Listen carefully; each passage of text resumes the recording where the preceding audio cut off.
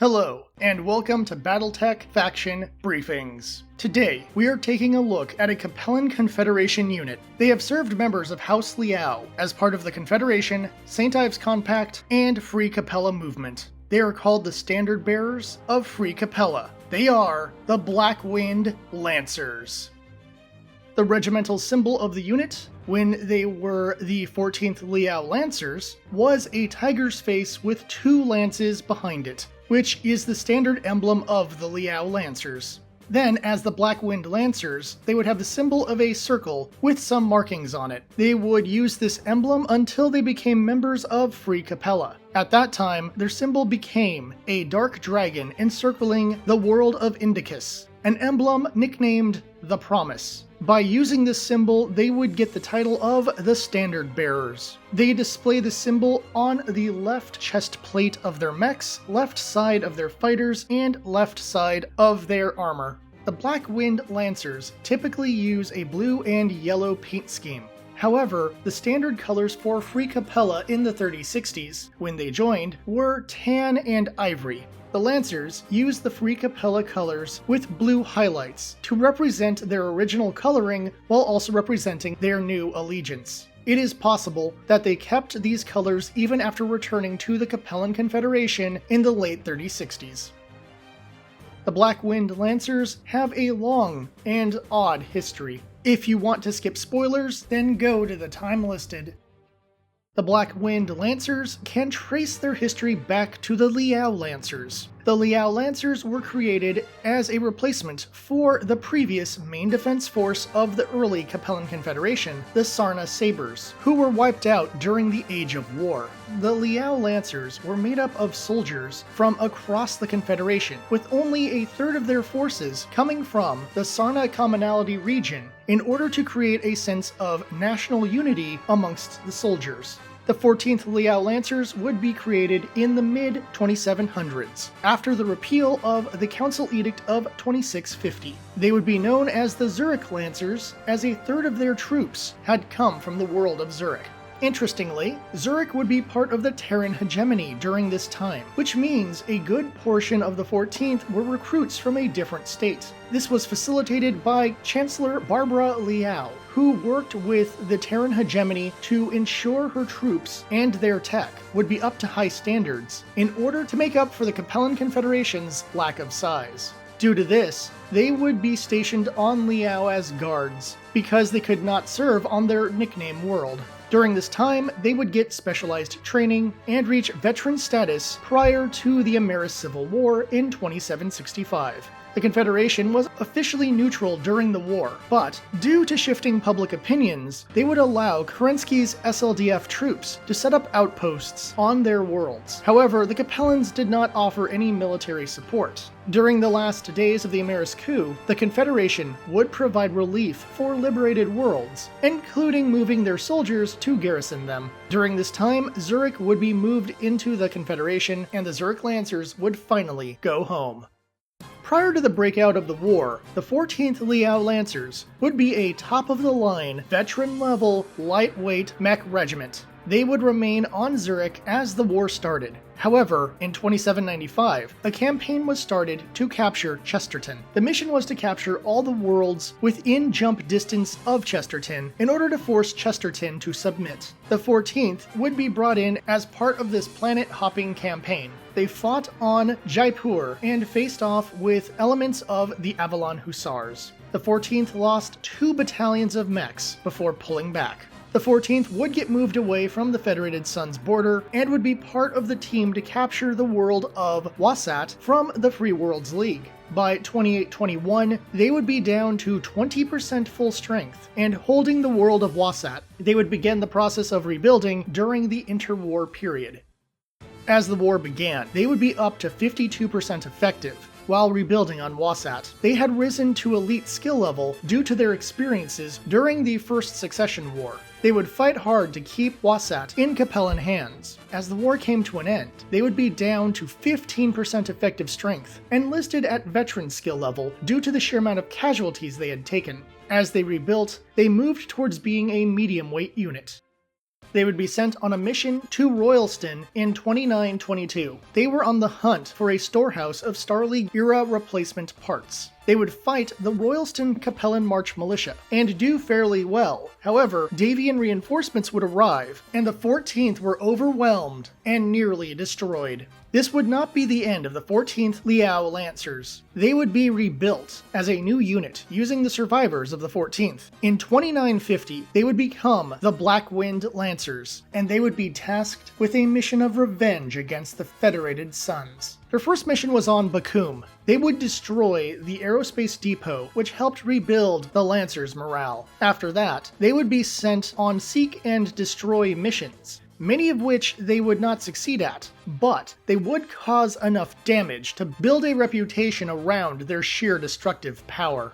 In 3005 and 3006, the Blackwind Lancers would be stationed on Halloran V with Mirian's Highlanders. Together, they would raid several worlds, including Demeter, Chesterton, Almach, and Valexa. Due to this, the Federated Suns planned a counterattack. They would send the recently contracted Wolf's Dragoons to attack the Confederation base on Halloran.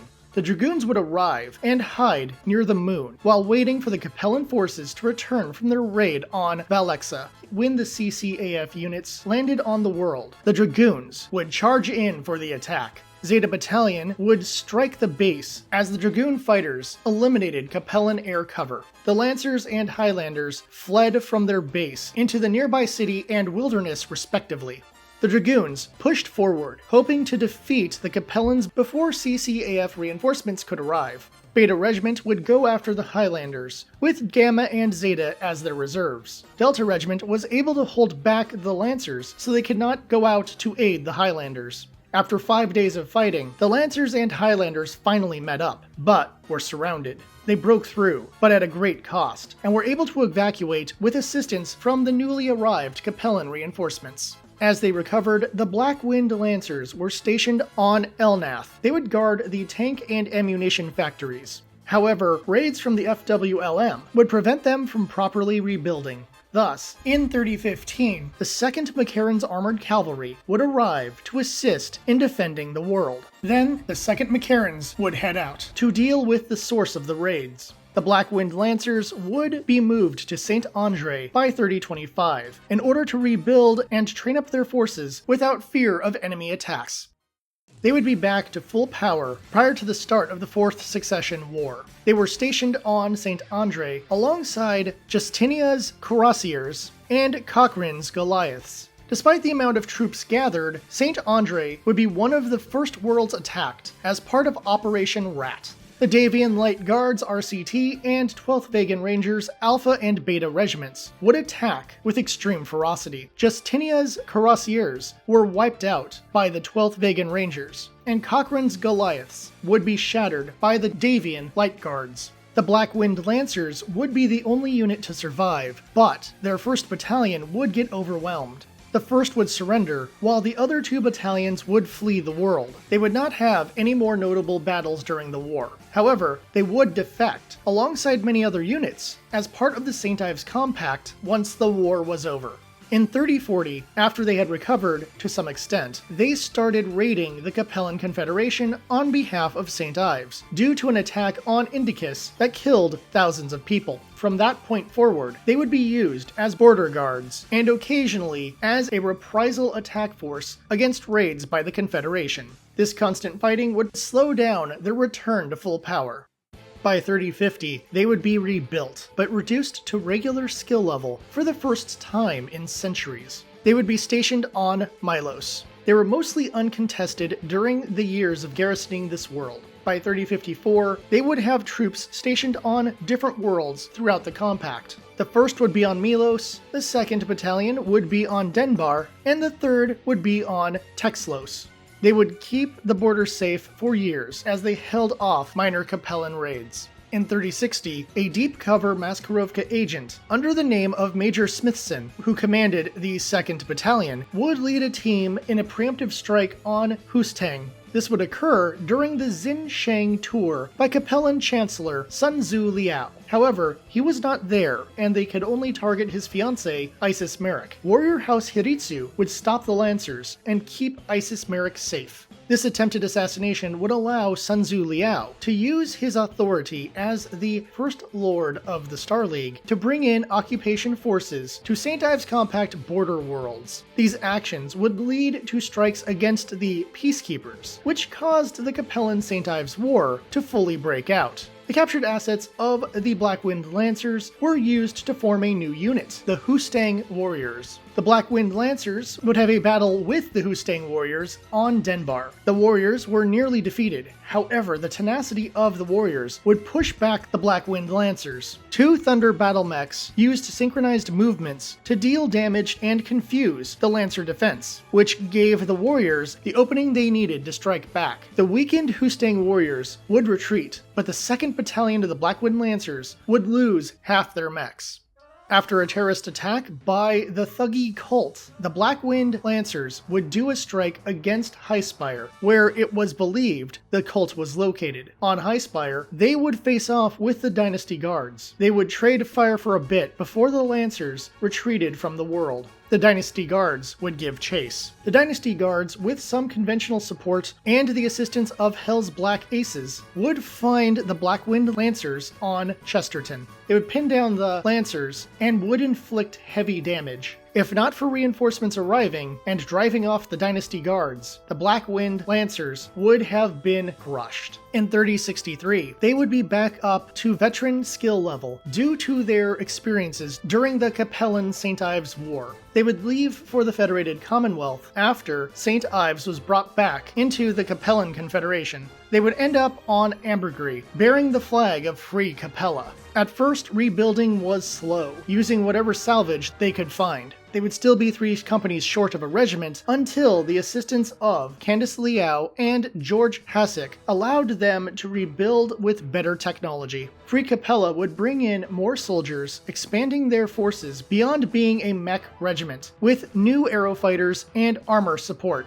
During this time, their new fighter wing would rout the Tarian Velites, who had come in for a raid. Things would get heated when the Blackwind Lancers were training with Borodin's Vindicators, who resented the status of the Lancers. A training accident, secretly caused by sabotage, would lead both units into fighting each other. After a short battle, the Blackwind Lancers would overcome the greater numbers of the Vindicators, causing their foe to flee for their dropships. Borodin's Vindicators would leave the world and abandon their 4th Battalion. The Lancers would humbly accept their surrender. In 3065, they would work with the Allied faction in the Fedcom Civil War. They would fight along the Capellan border, assisting in the defense of the mostly undefended worlds. After a year of counter-raids, they would arrive on Tikhonov to repair and resupply. Their final mission during the Civil War was a battle on Marlette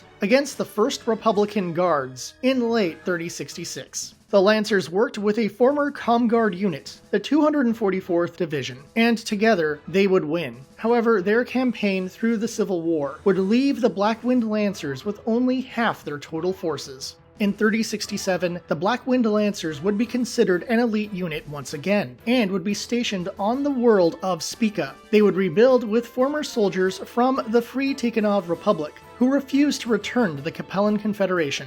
More importantly, they were able to build up to 4 battalions, but each battalion was still short a company.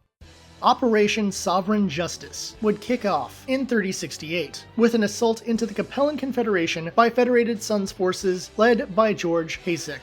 In October 3068, warships believed to be of Federated Sons' origin would bombard the Forbidden City on Cyan. This attack would lead to the disappearance of Sun Tzu Liao, as well as the death of the Duchess of St. Ives, Candice Liao. This horrible attack would lead the Blackwind Lancers to rejoin the CCAF due to their disgust with the slaughter of their people. They would be stationed on Bade as defense, but would quickly get transferred to Ares, where they would set up with the 4th Macaron's Armored Cavalry as part of Operation Thunderstrike. They would work together to take down the 5th Syrtis Fusiliers, who had invaded earlier. The Fusiliers were not aware that the Blackwind Lancers had returned to the Capellan Confederation, and thus they lowered their guard. The Fusiliers would be crushed, and Colonel Warner Doles would personally kill General Serena Thomas Hasek. The Blackwind Lancers would continue as part of the counterattack by fighting the 39th Avalon Hussars on Wernke. However, a Word of Blake atomic attack would wipe out the Hussars. The Lancers would end up getting credit for this attack. The final fight for the Blackwind Lancers would be on Cyan in 3070, when it was invaded by the Word of Blake. The 17th and 24th Division, along with the Dragon's Breath and the Grandin's Crossier mercenary forces, would arrive with a group of warships. Capellan warships would hold off the Blake ships, while the CCAF troops prepared for the ground assault. Despite a valiant defense, the Blake forces pushed forward, but the Blackwind Lancers would arrive as support. Colonel Warner Doles would sacrifice his life in order to defend an Emperor battle mech piloted by Chancellor Sun Tzu Liao. This action would shift morale and would allow the CCAF to push back the Blakist forces, keeping Cyan safe for a time. The damage taken in the defense of Cyan would lead to the disbandment of the Blackwind Lancers. The survivors of the unit would be used to help rebuild other Capellan forces. The Blackwind Lancers would never be rebuilt and would end their career with a reputation of heroism.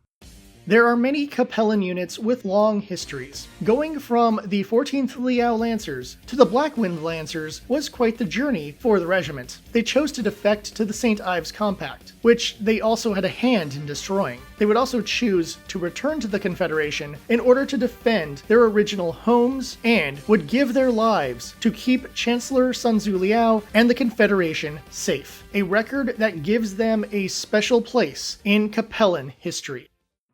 Despite a long history, there are very few well-known Blackwind Lancers. Richard Tiberius Downing, the first commander of the Blackwind Lancers. He would lead the regiment in the quest for revenge for the lost 14th Liao Lancers. He was also the commander that would lead the team to defect to the St. Ives Compact in 3030. Leonid Perrin.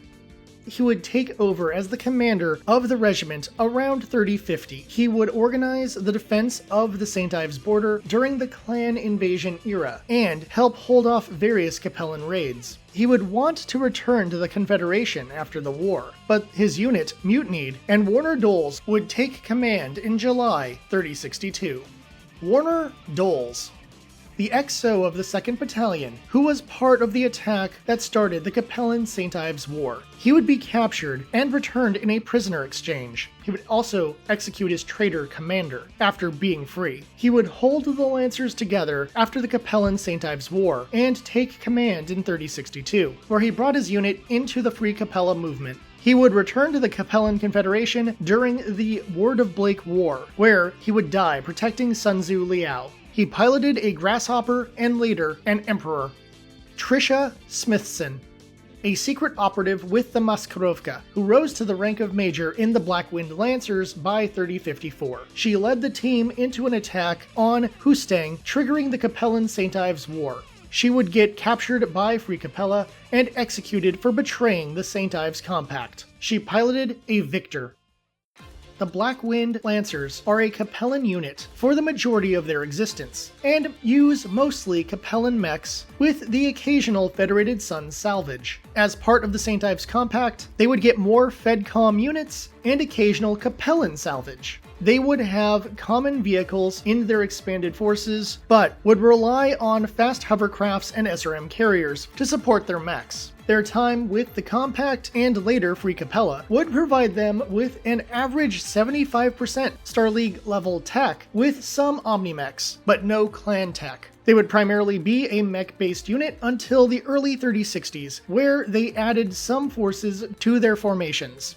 Their fighter unit would be called the Bullfighters, after savaging a Taurian unit. Their armored cavalry are known as the Horse Soldiers, and their infantry were called the Grenadiers, but they mostly functioned as a security force. The Lancers use a divide and conquer type strategy in battle. They will often use a token force to get the attention of a small enemy group, then draw them into an ambush by the remainder of their forces. These types of attacks require good timing and terrain in order to succeed. Thus, there are plenty of battles where they are forced into other types of combat, which often lead into defeat. Much of their history has them functioning as a raiding force. They use speed to move in and hit their target before running away or drawing the counterattack into a trap. More importantly, even if they do not hit their target in the raid, they will cause as much damage as possible before escaping in order to send a message to their enemies.